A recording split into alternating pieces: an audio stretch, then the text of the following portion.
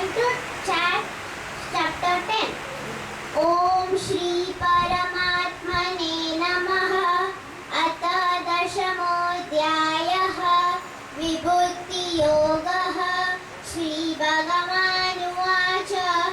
Bhuya eva Mahabaho. Shrunu me paramam vachah. Yatteham priyamanaya.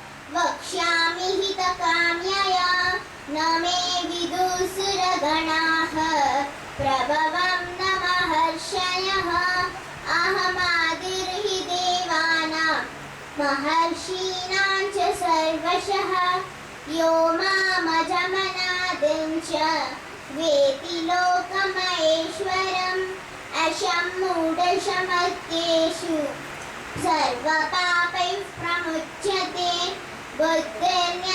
बुद्धिर्ज्ञानमसम्मोहः क्षमा सत्यं दमः शमः सुखं दुःखं भवो भावः भयं चाभयमेव च अहिंसा शमता तुष्टिः तपोदानं यशो यशः भवन्ति भावा भूतानां मत्त एव पृथग्विदाः महर्षयः सप्त पूर्वे चत्वारो मणवस्तथा मद्भावा मानसा जाताः येषां लोक इमः प्रजाः एतां विभूतिं योगं च मम यो वेति तत्त्वतः सोऽविकम्पेन योगेन युज्यते नात्र संशयः अहं सर्वस्य प्रभवः मत्तः सर्वं प्रवर्तते इति मत्वा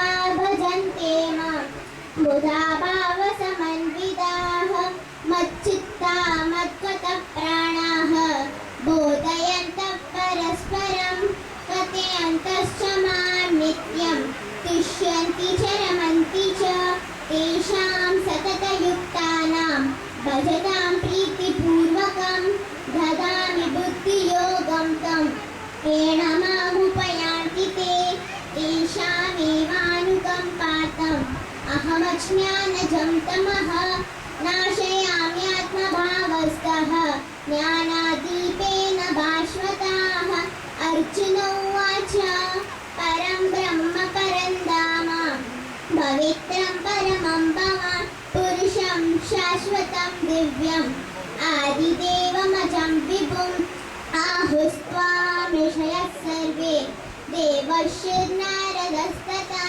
असितो देवलो व्यासः स्वयं चैव ब्रवीषिणे ॐ तत्सदिति श्रीमद्भगवद्गीतासु उपनिषत्सु ब्रह्मविद्यायां योगशास्त्रे श्रीकृष्णार्जुनसंवादे विभूतियोगनाम दशमोऽध्यायः हरि ओम् श्रीगुरुभ्यो नमः हरि ओम् नमस्ते हरि ओम्